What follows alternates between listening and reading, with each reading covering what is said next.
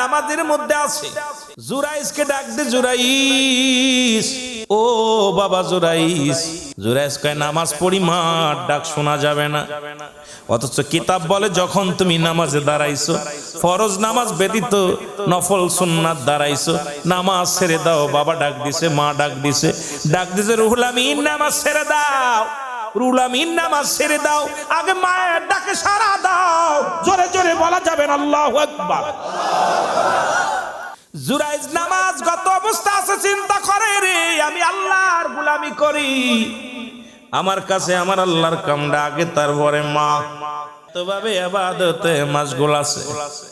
জুরাইজের মা 3-4টা ডাক দিছে, ডাকের উত্তর নিলেন না। বলে বাবা রে দোয়া করে গেলাম, তুই দরজাও খুললি না, ডাকের উত্তর নিলি না। এমন একটা দিন যেন আসে তুই যেন কলঙ্কিত হইয়া, নারী কলঙ্কিত হয়ে ইন্তেকাল করিস। দোয়াটা করার সঙ্গে সঙ্গে রব্বে কারিম লিখে ফেলেছে। জোরে জোরে চিল্লায় বলা যাবে না মারহাবা। জুরাইজ এমন ভাবে আমল করে গো, ও তো নবীর সাহাবী। বললাম আল্লাহর ওলিদের কথা বলে আমি মূল আলোচনায় যাব।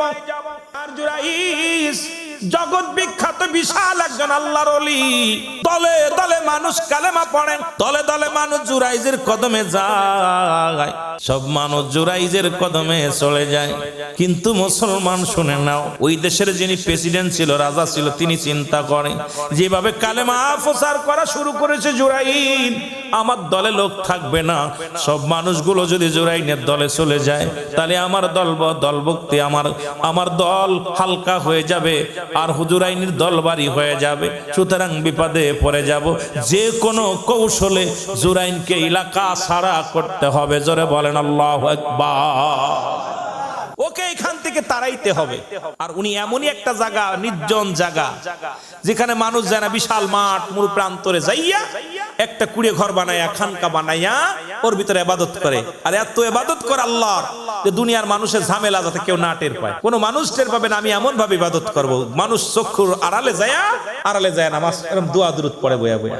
এ রাখালের মহিলা মুসলমান শুনে নাও, রাজার রাখাল, রাখালকে ডাক দে, বলে রাখাল রে, ও রাখাল, কি করা যায়? জুরাইজকে কেমন করে জগৎ ছাড়া করা যায়, এলাকা ছাড়া করা যায়? রাখাল নিয়ে আসলেন একজন সুন্দরী নারী।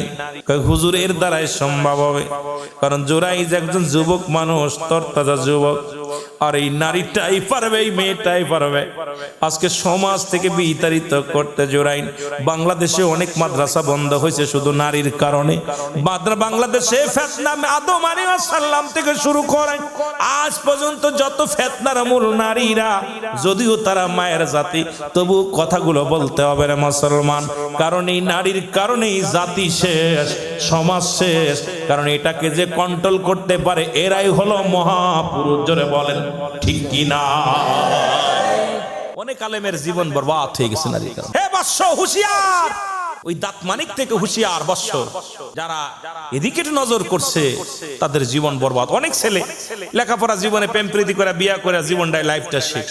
অনেক ভালো ছাত্র আমরা ছিলাম, মাস্টার হবে, ইঞ্জিনিয়ার হবে, ডাক্তার হবে, কিন্তু ওই যে মানিকির দাঁতমানিকের পাল্লায় পড়ছে, ওর জীবন শেষ। 9-10 পড়ে হাত ধরে নিয়ে চলে আসতেছে, আর বরবাদ, লেখাপড়া শেষ, লাইফটাই শেষ। জোরে বলেন ঠিক কিনা?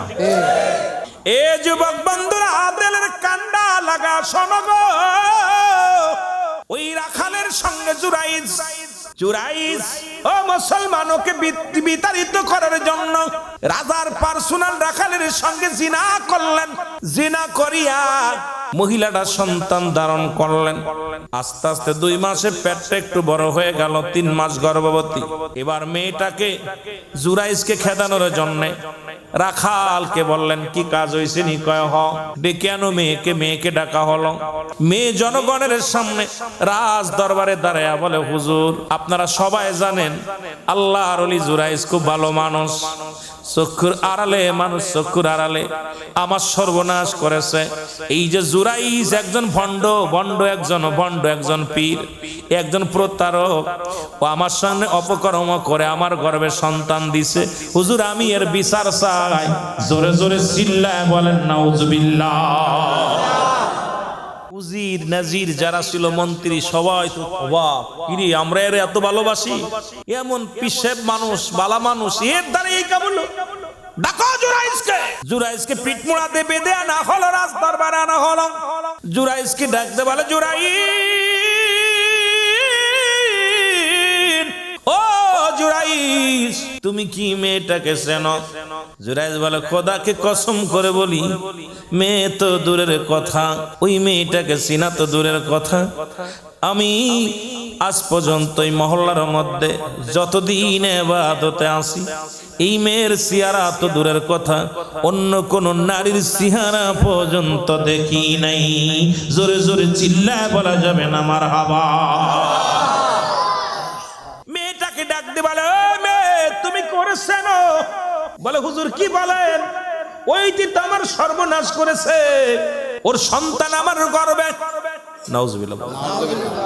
এবার মেয়েদের পক্ষে এখন যদি আমিরুল আমিনের বিপক্ষে আপনাদের এলাকার কোন মেয়ে অবজেকশন দেয়, সবাই সে মেয়ের পক্ষে চলে যাবেন, আমার পক্ষে কেউ থাকবেন না। উপস্থিত জনগণ সবাই মেয়ের পক্ষে। এই ভণ্ড, একা শিরচ্ছেদ করা লাগবে, হুজুরের বিবাহ পড়ায় দেন। জুরাইজ কয়, কিসের বিবাহ? কারণ জীবনে তো চেহারা দেখি নাই, জীবনে জিনা তো দূরের কথা, ওই মেয়ের চেহারা আমি দেখি নাই, আজকে আমি বিবাহ করব। কি বলতে চান? এই রং কথা কেউ বলবেন না। সবাই কয়, অন্যায় করার সময় বুঝি মনে ছিল না, এখন বিয়ে করা লাগবে, বিয়ে করার পরও তোমাকে জেল খাটা লাগবে, আর যদি বিয়ে না করো শুলে চড়ায় তোমাকে হত্যা করা হবে। জুরাইজ দুটি চোখের পানি ছেড়ে কান্দার, রব্বে কারিম, রব্বে কারিম গো, আলেম জাতির কলঙ্ক হবে। আল্লাহ, এই কলঙ্কের বোঝা মাথায় নিয়ে মৃত্যুবরণ করা লাগবে। রব্বে কারিম, একটা উপায় বলে দাও, আমি কোন ভাবে নির্দোষ প্রমাণিত করব, এইটা আমার একটু জানায়া দাও। ধরে বলেন মারহাবা। রাজা বললেন, ওকেই করো, যাও।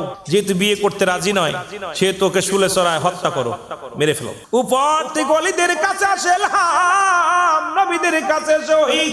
ইলহামের মাধ্যমে জানতে পারে, জুরাইজ চিন্তা করিস না, আল্লাহ পাক আজকে এই বিপদের মধ্যে ফেলার পিছনে একটাই কারণ, তোমার মায়ের দোয়া কবুল হয়ে গেছে। আল্লাহু আকবার। দুঃখিনী মা তোমার পক্ষে ছিল না, এই জন্য এত বড় আলেম হইয়াও কলঙ্কিনীর দাগ তোমার কপালে লাগছে। এই দাগ থেকে যদি বাঁচতে চাও, রাজাকে বলো সেজন্য যতদিন পর্যন্ত সন্তান ডেলিভারি না হয়, ওই যতদিন পর্যন্ত মার গর্ভে থেকে সন্তান বাইরে না হয়, ততদিন পর্যন্ত তোমাকে যেন জেল হাজতে রাখা হয়। ওই সন্তানই তার বাবার পরিচয় দিয়ে দেবে, দুনিয়ার মধ্যে আগমন করে। জোরে জোরে চিল্লায় বলা যাবে না আল্লাহু আকবার। জুরাইজ ডাক দে বলে, হুজুর আপনি আমাকে ফাঁসি দিবেন, দুঃখ নাই, মৃত্যুদণ্ড দিচ্ছেন, কষ্ট, আমাকে একটা সুযোগ দিতে হবে। সেই সুযোগ হলো, যতদিন পর্যন্ত এই নারীর গর্ভে থেকে সন্তান ডেলিভারি না হয়, ততদিন পর্যন্ত আমাকে আপনি জেলের মধ্যে রাখেন। যখন ওই আমার পরিচয়, আমি যে নির্দোষ এটা প্রমাণ করার জন্য আমার সাক্ষী হলো ওই সন্তানের, ওই সন্তান, ওই মায়ের গর্ভের সন্তান আমার সাক্ষী। সবাই হাসতেছে, কয় দাও জেলে দাও। জেলখানায় ভর্তি করা হলো। 1 মাস, 2 মাস, 3 মাস, 4 মাস, 5 মাস, 10 মাস 10 দিন পূর্ণ হলো। মহিলার গর্ভে থেকে সন্তান ডেলিভারি হলো। ঢোল পড়ে গেল, উজির সাহেব ঢোল পিটায় দিলেন, আজকে জুরাইনের বিচার হবে। কে কোথায় আসো? সবাই আসো। কারণ আজকে দুনিয়ার মধ্যে ওই নারীর গর্ভের সন্তান ছেলে সন্তান হয়েছে, ওই ছেলে সন্তান হয়েছে, আজকে জুরাইনের ফাঁসি হবে। হাজার হাজার জনগণ রাজার দরবারে আসিয়া ডাকতে বলে, জুরাইজ আজকে তোমার শেষ দিন, বিবাহ করে নাও, এখনো সময় আছে, কলঙ্ক মাথায় নিয়ে বিবাহ করে নাও, তাহলে তুমি বাঁচবে, তুমি বাঁচতে পারবা। জুরাইজকে না, কলঙ্ক মাথায় নিতে পারবা না, কারণ আমার বুঝতে বাকি নাই, আজকে আমার মার দোয়া কবুল হয়ে গেছে। জনম দুঃখিনী মা, মারে ও আমার মা, তুমি আমি জুরাইজের এমন বরদোয়া করেছ রে মা, তোমার কলিজার টুকরা সন্তান আজ বড় বিপদের মধ্যে। মা গো, তুমি হাত উঠাইছিল আল্লাহর দরবারে, আমি কলঙ্কিত, আজকে কলঙ্কিনী সমাজের মধ্যে। জোরে জোরে চিল্লায় বলা যাবে না আল্লাহু আকবার।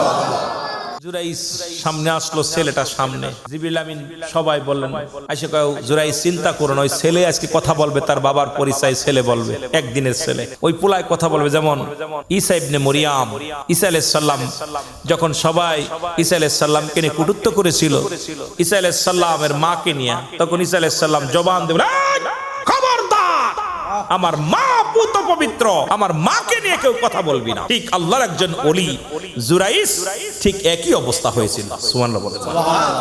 জুরাইন মুসলমান শোনা নাও, এবার রাজা ডাক দে, কয় জুরাইস, কে তোমার আজকে সাক্ষী দিবে তোমার পক্ষে? বলো। বলে হুজুর ওই বালকটা সাক্ষী দিবে। ওই বালক জবান দিয়ে বলবে তার বাবাকে। এবার রাজা বলে বালকরে বল তোর আব্বাকে। আর বালক কান্দে, উজির কয় তোর বাবাকে, মন্ত্রী কয় তোর বাবাকে। বালক কোনো কথা বলে না। জুরাইস চোখের পানি ছেড়ে কান্দার লাগো, ও আমার রব্বে কারীম, আজকে আর বাঁচার কোনো পথ নাই। কারণ এই বালক তো কথা বলে না, রাজার কথা শোনে না, মন্ত্রীর কথা শোনে না, এমপি মন্ত্রী কারো কথা শোনে না। আজকে কলঙ্কিত হইয়া দুনিয়া থেকে বিদায় হব গো আমার আল্লাহ। আমার আল্লাহ কয় জিবরিল তাড়াতাড়ি যায়, ইলহাম দিয়া জানা দাও জুরাইস, পৃথিবীর কোন মানুষের কথাই বালক শুনবে না রে। তুমি হাত উঠা দাও, বালককে বলতে বলো, দেখবা ওই বালক তোমার পরিচয়, তার মার পরিচয়, বাবার পরিচয় বলে দিবে। জোরে বলেন না সুবহানাল্লাহ। উপস্থিত জনগণের মধ্যে জুরাইস বলে, বালক আজকে তুমি বলে দাও, আমি আজকে কলঙ্কিত, আজকে সারা পৃথিবীর মধ্যে আমি লাঞ্ছিত। তুমি বলে দাও, তুমি তাড়াতাড়ি বলে দাও তোমার আব্বাকে। বালকের জবান খুলে গেল, ডাকতে বলে, উপস্থিত জনগণ শোনেন। একদিনের বাচ্চা ডাকতে বলে, রাজা শোনো, আরে আল্লাহর ওলি জুরাইস একজন নিষ্পাপ, জিনা তো দূরের কথা, আমার মার সঙ্গে কোনোদিন জুরাইসের দেখা হয় নাই। এই ষড়যন্ত্রের মূল কাঠি হলো রাজা, আর আমার মার সঙ্গে অপকর্ম করছে রাজার পার্সোনাল রাখাল। সুতরাং আমার আব্বা হলো ওই যে পার্সোনাল রাখাল। জোরে জোরে চিল্লায় বলা যাবে না মারহাবা। জুরাইস ডাকতে বলে দাও তাড়াতাড়ি নাম বলো। একদিনের বালক বলতেছে এই সব ষড়যন্ত্রের মূল কাঠি হলো রাজা, ইনি ষড়যন্ত্র করেছিল জুরাইসকে তাড়ানোর জন্য।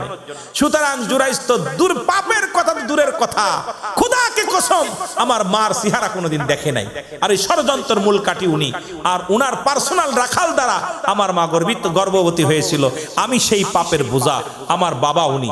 সঙ্গে সঙ্গে এই কথা বলিয়া সন্তান মারা গেল। দৌড়ে এসে রাজা পায়ের মধ্যে পড়ে ডাকতে বলে, জুরাইস রে, তুমি আমারে ক্ষমা করে দাও, তুমি আমারে মাফ করে দাও। সব ষড়যন্ত্রের মূল আমি। আজকে একদিনের বালক আমার জবা, আজকে আমার চক্ষু দুইটা খুলে দিছে। তুমি আমার কালেমা পড়ায় দাও, মুসলমান হয়ে যাব। জুরাইস রে, আর দেরি করো না, আর দেরি করো না, আমাকে তুমি ক্ষমা করে দাও। জুরাইসকে ক্ষমা করব, তবে একটা দাবি, আমি আপনাকে ক্ষমা করে দিলাম, আর যতদিন বেঁচে আছি আমার দুঃখিনী মা কবরে শুয়ে আছে, এই কটা দিন আমাকে ব্যবস্থা করে দিবেন। আমি যেন আমার শেষ বিন্দু পর্যন্ত, মরণের আগ পর্যন্ত আমার মায়ের কবরের পাশে চোখের পানি ছেড়ে কাঁদতে পারি। কারণ আমার দুঃখিনী মা, আমার মা বিদায় হয়ে গেছে। হুজুর,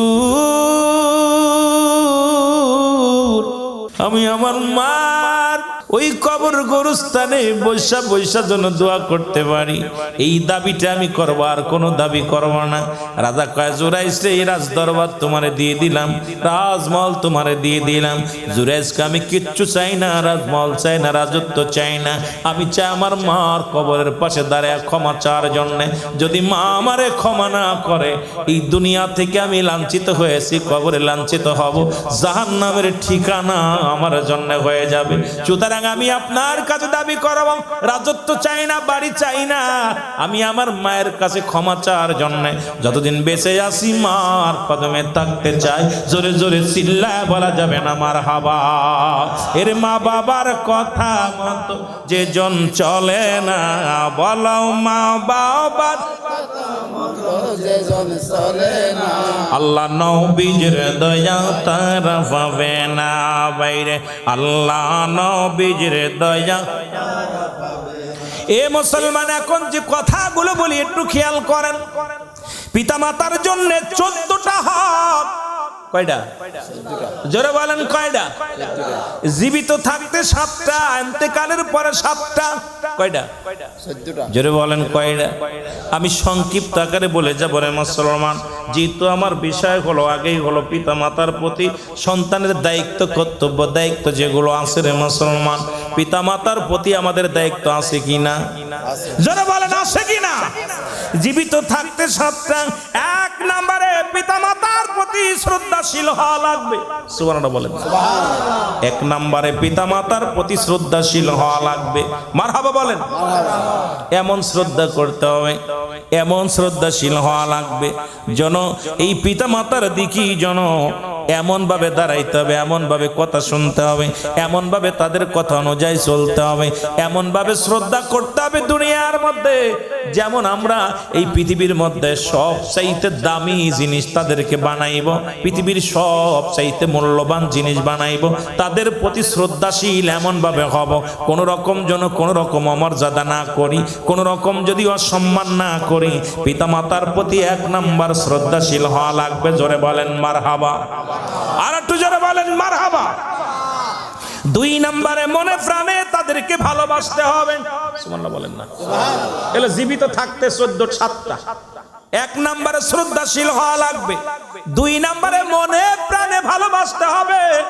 লিপসন ভালোবাসা নয়, যেমন নিজের গায়ে মশা লাগলে যেমন কামড়ে দিলে কষ্ট পাও, পিতামাতা যদি একটু মনটা মলিন হয় তাদের কেমন ভালোবাসো রে। সারা পৃথিবী একদিকে 7 রাজার ধন যদি তোমাকে দেওয়া হয় ছুঁড়ে ফেলে দাও, মাকে নাও বাবাকে নাও, দেখা যায় ভাগাভাগি হলে ছোট ভাই কয় মারে তুই খাওয়া, ও কয় বাবারে তুই ল।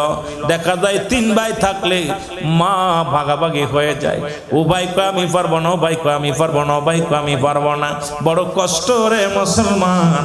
আজকে প্রথম পিতামাতাকে মনে প্রাণে ভালোবাসতে হবে, শুধু মন থেকে অন্তর থেকে সব জায়গা জীবন জৈবন দিয়া আব্বা মারে ভালোবাসবো। রাজি আছেন তো? জোরে বলেন রাজি আছেন? একটু জোরে চিল্লায় বলেন রাজি আছেন? এ মুসলমান গভীর মনোযোগ। 3 নম্বরে সর্বদা তাদের কথা মেনে চলতে হবে। সুবহানাল্লাহ বলেন না? আব্বা মা যে কথাগুলো বলবে কোনো ওজর চলবে না। পৃথিবীর মধ্যে যদি জিনা করার কথা ব্যতীত, পৃথিবীর মধ্যে জিনা করার কথা যদি বলে এটা ব্যতীত, দুনিয়ার মুসলমান সুদ হারাম জিনিস এইগুলো ব্যতীত, যেটা হারাম কাজ ব্যতীত, পিতামাতা যখন যে কথাগুলো বলবে কথাগুলো মেনে চলা লাগবে। ও পিতামাতার অবাধ্য হইয়া কাবা শরীফের ইমাম হলেও লাভ নাই। ওরে বজরতে 52 বার হজ করেছিল, পিতামাতার অবাধ্য হইয়া হাত পা কেটেছিল, পা কেটেছিল, হাত কেটেছিল, চোখ দুটো হারাইল, তবু পৃথিবীর মধ্যে মা বাবার দোয়া পাই নাই বিলে, মা বাবার অভিশপ্ত সন্তান হওয়ার কারণে যখন তারে মুসলমান শুনে নাও, একটা হজু কবুল হয় নাই, একটা হজু কবুল হয় নাই। 7 বার হজ করেছিল, একবারও কবুল হয় নাই। যখন কবরের পাশে কেঁদে কেঁদে জীবনটারে কুরবানি করার জন্য অগ্রসর হয়েছিল, কবর থেকে আওয়াজ আসে, কলিজার টুকরা সন্তান রে, যখন তোর বুকের মধ্যে থাবা মারিস রে, আমি দুঃখিনীর মার কলিজাই লাগি। যখন তোর বুকের মধ্যে থাবার লাগাস, আমি তোর বাবার বুকের মধ্যে লাগে রে, আমি আব্বা মা ও হইয়া তোরে ক্ষমা করে দিলাম। 52-এর 14 দ্বারা 70টা হজের সব দ্বারা মোর নামায় লেখা হয়ে গেছে। জোরে জোরে চিল্লায় বলা যাবে না মারহাবা। এ মুসলমান গভীর মনোযোগ। সর্বদাই তাদের কথা মেনে চলবেন, তাদের বিরোধিতা করবেন না। যে কথা বলে মেনে চলবেন। কে কে একটু রাজি আছেন? হাত তোলেন। রাজি আছেন তো? ও বুড়ো হয়ে গেছে, ওর কথা কি শুনবো? আব্বা বুড়ো হয়ে গেছে, মা বুড়ো হয়ে গেছে, ওর কি কথা শুনবো? মন লাগে না, ভাল লাগে না। সর্বদাই তাদের কথা মেনে চলতে হবে। জোরে বলেন ঠিক কিনা? মুসলমান 4 নাম্বার তাদের খেদমত করা লাগবে। সুবহানাল্লাহ বলেন না? খেদমত করা লাগবে। এমন খেদমত কখন কোন জিনিসটা লাগবে জানেন? বাবা পান খায়, একটু বেটে দেন, পান্ডা বানায়া দেন। বাবা ওযু করে নামাজ পড়ে পানিটা আগায়া দেন। বাবা ঘুমাইবে তার বিছনাটা ভালো করে ঝেড়ে দেন। বাবা বাজারে যেতে পারে না, তা ঠিকানা দিয়ে আগায় দেন। বাবা ঘুরতে মন চায় একটু ঘুরায় আনেন। বাবার খেদমত করা লাগবে, বাবা মার ঘুম আসে না, মাথায় একটু হাত বোলায়া দেন, হাত পা একটু টিপে দেন। কখন কি খেদমত লাগবে, পিতা মাতার খেদমত আমাদেরই লাগবে। আমরা আজ থেকে প্রতিজ্ঞা করব, পিতা মাতার খেদমত করতে চাই কি চাই না। মা বাবার খেদমত এমন ভাবে করবেন, এমন বলা লাগে না, যেন বলা যেন লাগে না। কি লাগবে আপনার বোঝা উচিত, কারণ মা বাবার আপনার কি বোঝা উচিত, মার দিক তাকাইলে, বাবার দিক তাকাইলে কি লাগবে, খেদমত গুলো আমাদের করা লাগবে কি লাগবে না। আমার মুসলমান গভীর মনোযোগ। 5 নাম্বার, তাদের প্রয়োজনীয়তা পুরা করা লাগবে, পূরণ করা লাগবে। কোন জিনিসটা প্রয়োজন এখন বুঝতে হবে। শীতের মৌসুম আসতেছে, বাবার গরম জুতা কিনে দিতে হবে, গরম কাপড় কিনে দিতে হবে। বাবার বাসি ঠান্ডা ভাত নয় গরম করে দিতে হবে, বাবার পানিটা গরম করে দিতে হবে। একবার তার প্রয়োজনীয়তা কিরে মুসলমান, চশমা লাগে চোখে দেখে না, চশমা কিনে দাও। একটা ভালো কাপড় কিনে দাও, তার কাপড় মুসলমান এক কথায় তার প্রয়োজনীয়তা পূরণ করা লাগবে। বাবা মার যে প্রয়োজনীয় কি কি লাগবে রে মুসলমান, আগে তারে জিগাইবেন, আব্বু আপনার কি লাগবে, আম্মু আপনার কি লাগবে। যেগুলো লাগবে আপনি সাধ্যমতো পূরণ করবেন মুসলমান। আরে বাবা মা তো কিচ্ছু চাই না রে, ভালোবেসে একটা ডাক দিবেন, মা মা গো, ভালোবেসে একটা ডাক দিবেন বাবা। বাবা মার কলিজা ভরে যায়। ভ্যান চালক বা সন্তান যদি কয় মা তোমার কিছু লাগবে নি, কয় না রে বাজান আমার লাগবে না, তোর ছেলে মেয়ে নিয়ে তো তুই পারিস না। বাবাই কয় বাজান আমার লাগবে না, তোর ছেলে মেয়ে নিয়ে খা। কারণ কোন বাপ মা বাজান আমাদা কিছু চায় না, এত সম্পদ চায় না। কোন পিতা মাতা মুসলমান 7 রাজার ধন চায় না। বাপ মা সব সময় চায় সন্তান সুখে থাকুক, শান্তিতে থাকুক। জোরে জোরে বলেন ঠিক কি না।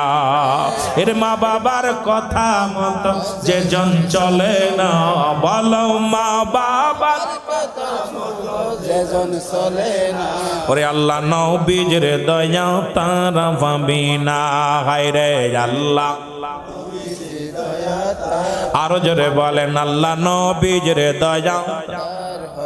মা বাবা তোর আপন, তাদেরকে কর যতন। মা বাবা তোর আপন, তাদেরকে কর যতন। ওরে মার কলি যাই দুঃখ দিলে আল্লাহ সহে না, বলো মার কলি যাই দুঃখ দিলে আল্লাহ নবীর দয়া তার পাবি না, বাইরে আল্লাহ নবীর দয়া। এ দুনিয়ার মুসলমান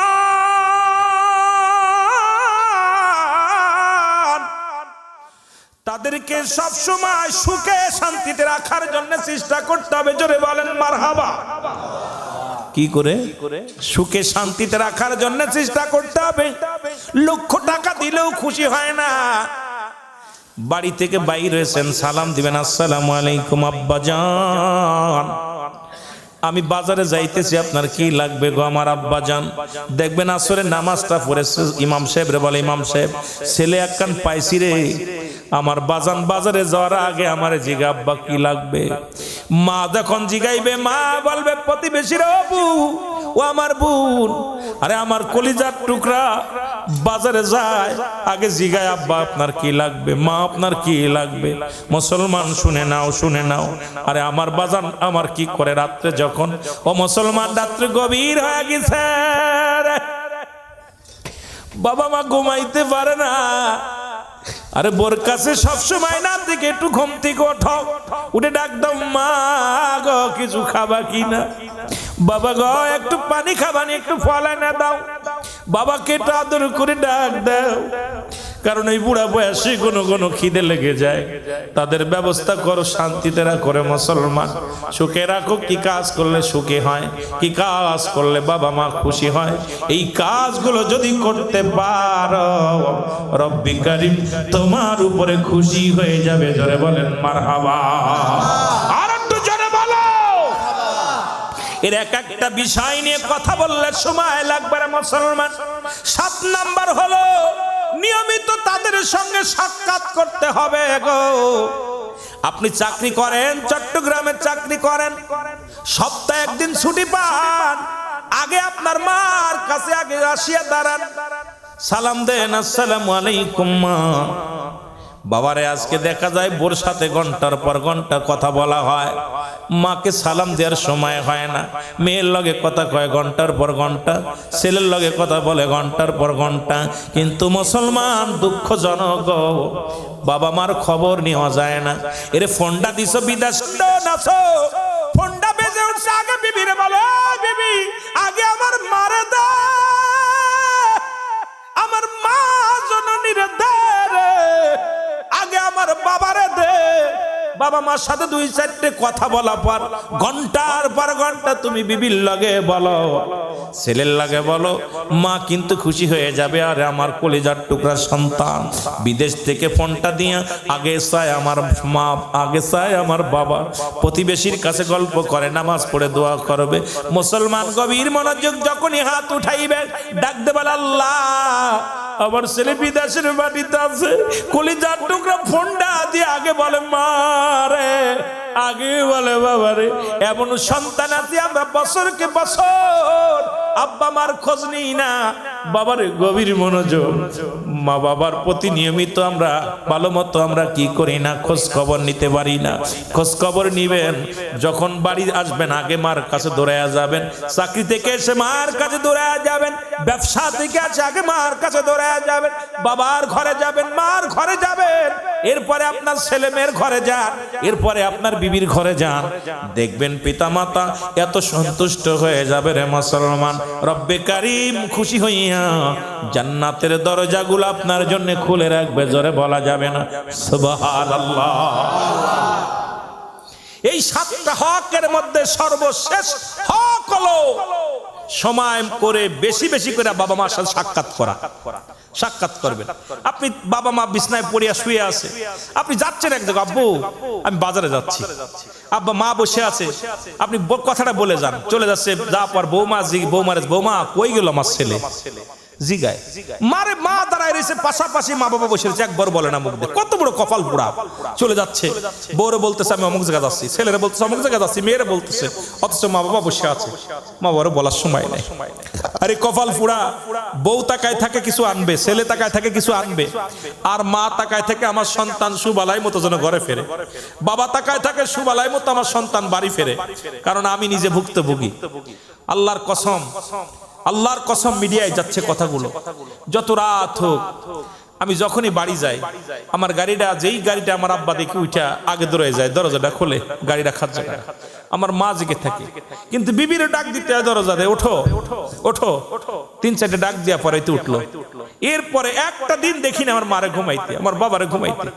আমি একদিন জিগাইতেছি আমার আম্মারে, মাগো তুমি যে ঘুমাও না? মা বলতে, বাজান তুই তো সন্তান বাবা হইছস, তো সন্তান যদি বাইরে থাকলে তোর ঘুম হইব? আমি কই ঘুম হবে না কেন? কয় মা বাজান রে তুই বাইরে থাকিস, তাকায় থাকি কখন কোন দুর্ঘটনা হয়, কখন কি হয়, আমার কান থাকে যে গাড়িটা আসছে কিনা, গাড়িকে আসছে কিনা।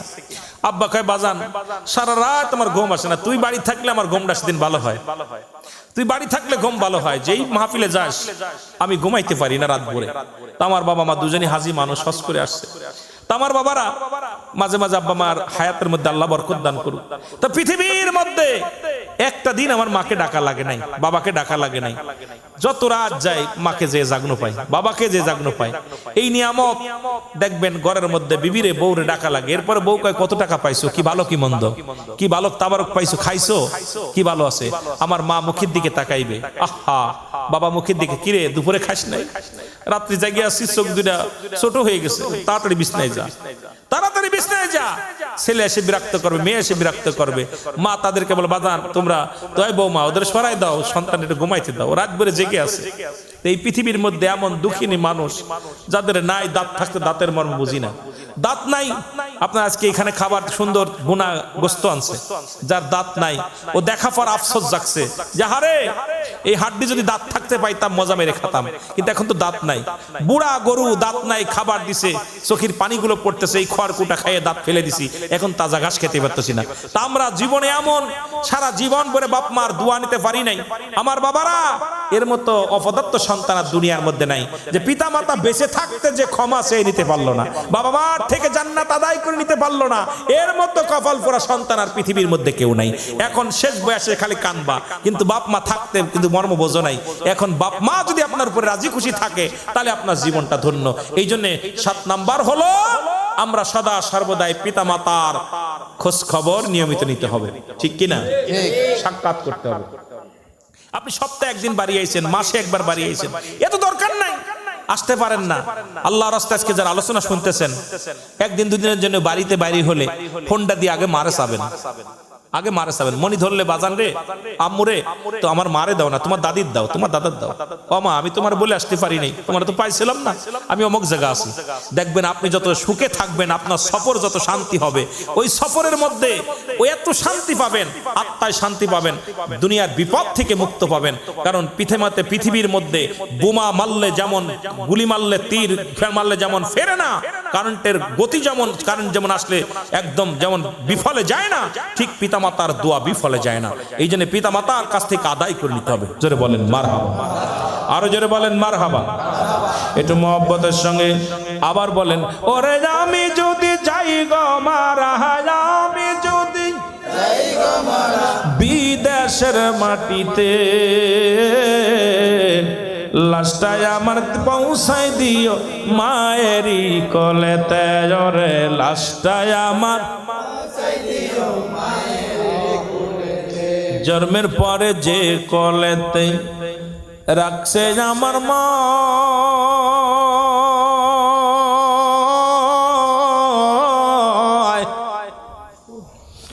সেই কোলেতে মাথা রেখে বিদায় হতে চাই, আমি নিদিরায় যেতে চাই।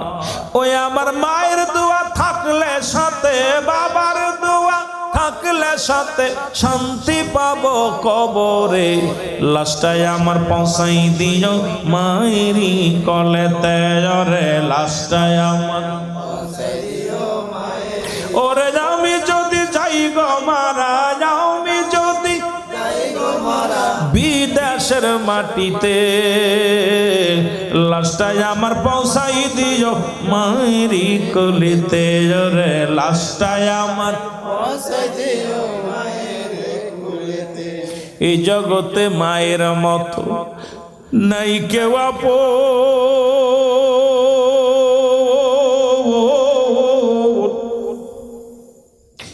ওই দুঃখিনী মারে না দেখায়া দিও না দাফন, আমার দিও না দাফন। আরে দুনিয়ার মুসলমান,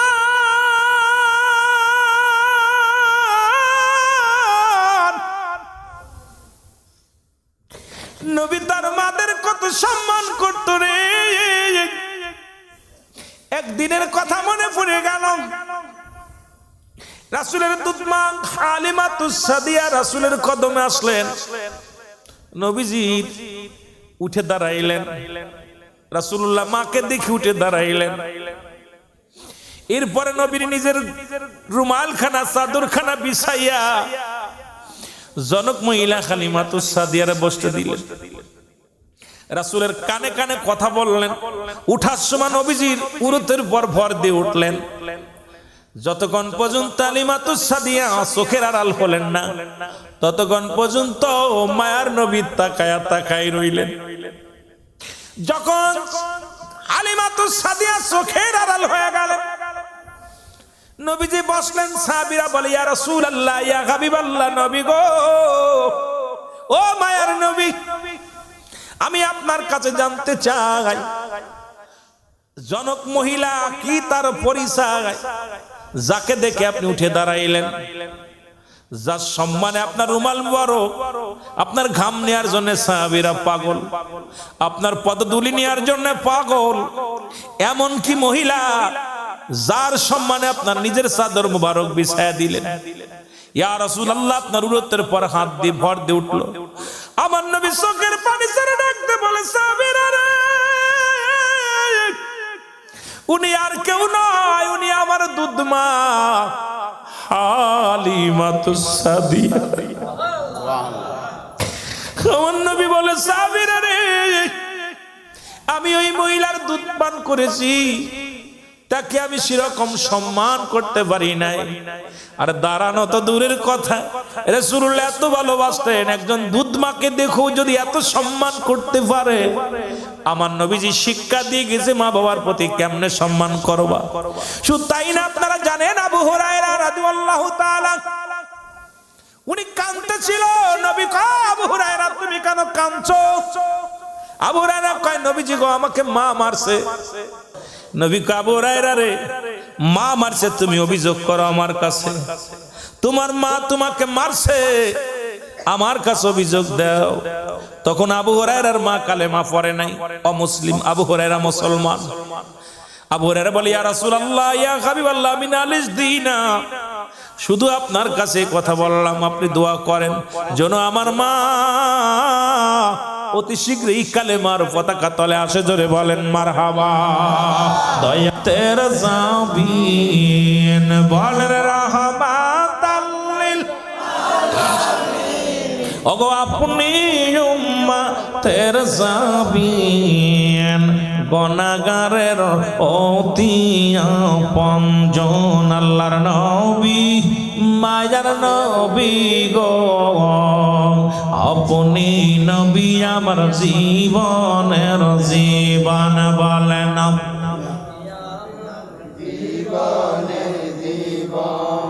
আপনাকে যে পাইল জাহান্নামের আগুন তার হারাম হইল।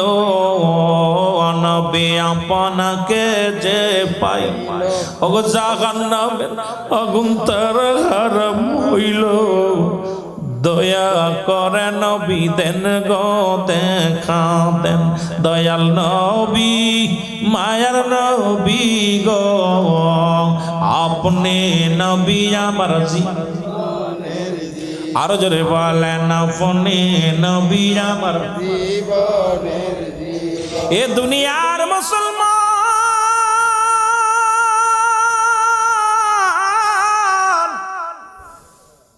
এবার ইন্তেকালের পরে 7টা হক। কয়টা? জোরে বলেন কয়টা? 14টা হকের মধ্যে বলতেছিলাম পিতা মাতা, আমি পিতা মাতা আমার কাছে যে কড়া হক পাবে, যে কড়া হক আদায় করা লাগবে, দায়িত্ব পালন করা লাগবে, তার মধ্যে 7টা হলো জীবন দশায় জীবিত থাকে কালিনী, এরপর ইন্তেকাল করেছে আরো 7টা আছে। এই 7টার মধ্যে 1 নাম্বার হলো তাদের জন্য মাগফিরাত কামনা করা লাগবে। জোরে বলেন মারহাবা। আর একটু জোরে মারহাবা। কষ্ট পান? তাদের জন্য কি করা লাগবে? মাগফিরাত কামনা করা লাগবে। 2 নম্বরে মুসলমান শুনে নাও, তাদের জন্য সব পৌঁছাইতে হবে। 1 নাম্বার হলো মাগফিরাত কামনা করা লাগবে, সদা সর্বদাই মানুষের কাছে দোয়া চাওয়া লাগবে, মাগফিরাত কামনা করা লাগবে। আল্লাহ তুমি আমার আব্বা মারে ক্ষমা করে দাও, আব্বা মারে মাফ করে দাও, পিতা মাতারে তুমি নাজাত দাও, পিতা মাতারে শান্তি দাও কবরে। 2 নম্বরে তাদের জন্য সব পৌঁছাইতে হবে। এখন আমার দেশের মৌলবীরা তো সব তো পৌঁছায় না, অথচ বাতিলদের কিতাব মুফতি শফিক আহমেদের লেখা ফতোয়া দেওবন্দের মধ্যে 2য় খণ্ডের মধ্যে মুসলমান 24 নম্বর খণ্ড 24 নম্বর মুসলমান পৃষ্ঠার মধ্যে 5 ওয়াক্ত নামাজ করে জিয়ারত করে সর্ববেলাতে আল্লাহর দরবারে 2টি হাত উঠায়া দোয়া করা উত্তম মুস্তাহাব। এই কিতাব কোন সুন্নিদের কিতাব নয়, কিতাবের নাম হলো ফতোয়ায়ে দেওবন্দ। লেখক হচ্ছে মুফতি শফিক আহমেদ, যার লেখা একখানা কিতাব আছে। এই কিতাব বাতিলদের কিতাব, আপনাদের হাটাজারিতে পড়ানো হয়। বাংলাদেশের যত কওমি অঙ্গনের মাদ্রাসা আছে এই কিতাবখানা তার মধ্যে পড়ানো হয়। মুসলমান সর্ববেলাতে 5 ওয়াক্ত নামাজ পড়ে দোয়া করে জিয়ারত করে সর্ববেলাতে আল্লাহর দরবারে 2টি হাত উঠায় দোয়া করার উত্তম মুস্তাহাব। একখান হারাম আছে আমার দেখাইয়া দাও মুসলমান শুনে নাও, বুখারীর একখানা হাদিস মুসলমান শুনে নাও। এ মুসলমান নবীর মুনাজাত গো, ও আমার যুবক বন্ধুরা, 5 ওয়াক্ত সালাত আদায় করে জিয়ারত করে সর্বোত্তম হলো আল্লাহর দরবারে দুটি হাত উঠায় দোয়া করা উত্তম। নামাজ শেষ করে দোয়া করা বলে জায়েজ নাই।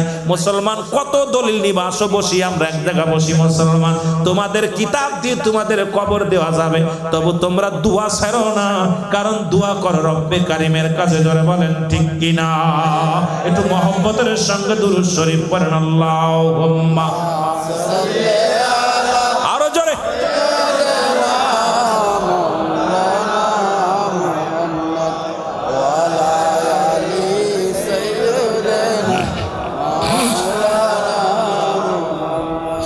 মুসলমান 3 নাম্বার আমি বলতেছিলাম রে মুসলমান, এই 14টা হকের কথা বলে আমি আলোচনা শেষ করতে চেয়েছিলাম।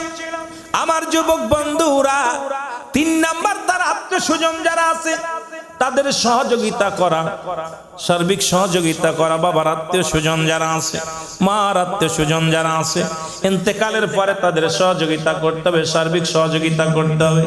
বাবার আত্মীয় গরিব আছে, তার যাকাত দেন, ফিতরা দেন, একটা শাড়ি কিনে দেন, 1 বস্তা চাউল কিনে দেন, তারে কিছু টাকা দেন। এক কথায় তাদের সার্বিক সহযোগিতা করতে হবে।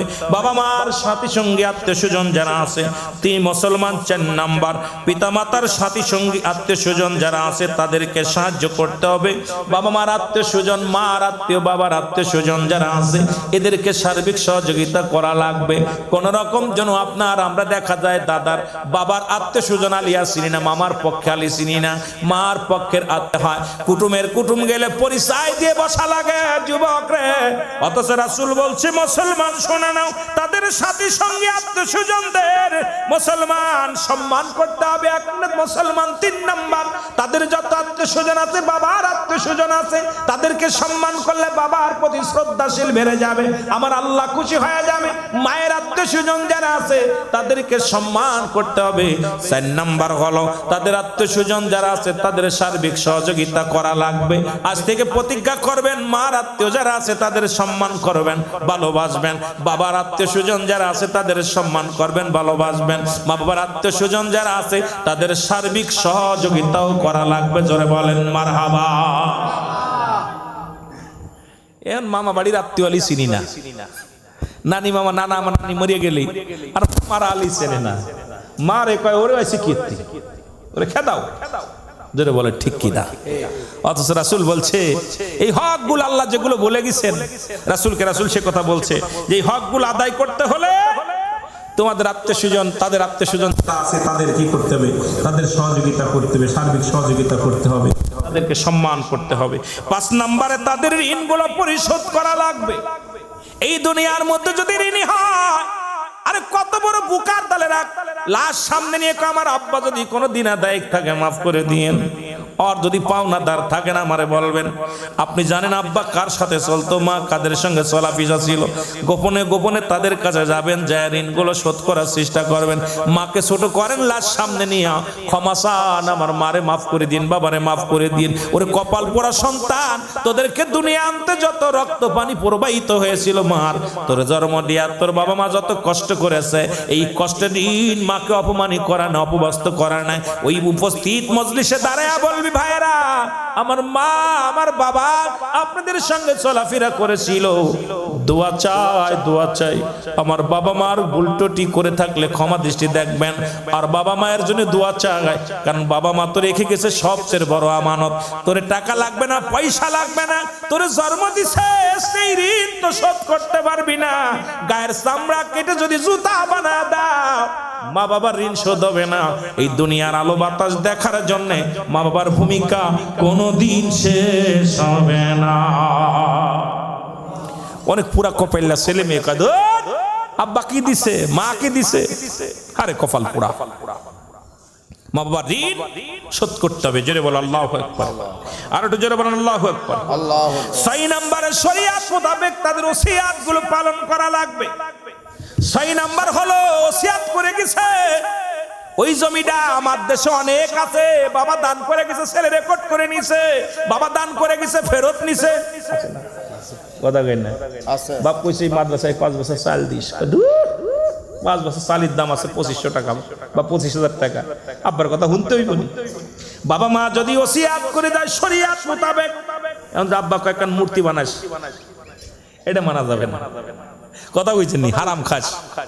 আব্বা মা যদি শরিয়াত মোতাবেক ওসিয়াত গুলো করে যায়, একটা হলো ওসিয়াত, একটা হলো নসিয়াত।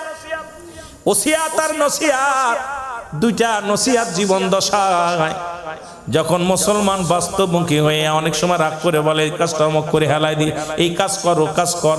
আর ওসিয়াত যেটা মুসলমান শুনে নেন সেটা হলো মৃত্যু সজ্জায় যায়। এই সময় বাবা মা সন্তানদের ডাকতে বলে, বাবা তোর আত্মীয় স্বজনের সঙ্গে ভালো ব্যবহার করবি, ওই বই খান অমুকরে দিয়ে দিবি, এইটা অমুকরে ধার দিবি, অমুকরে এই কাজটা করবি। একটা হলো ওসিয়াত, একটা হলো নসিয়াত। নসিয়াত করে যখন জীবন দশায় জীবিত থাকতে সবল থাকতে একটা করে এগুলো, বাবা অমুক কাজটা কর, এটা কর, ওটা কর, এগুলো ওসিয়াত। আর নসিয়াত বাসা নসিয়াত হলো ওটা, ওসিয়াত হলো মৃত্যু সজ্জায় যখন যায় এটা পালন করা আপনার জন্য আগন্তুক মুসলমান একবারে আপনার জন্য কর্তব্য, দায়িত্ব, কর্তব্য মনে এসে যায়। কারণ বাবা মার ওসিয়াত শরিয়াত মোতাবেক পালন করা লাগবে। জোরে বলেন মারহাবা।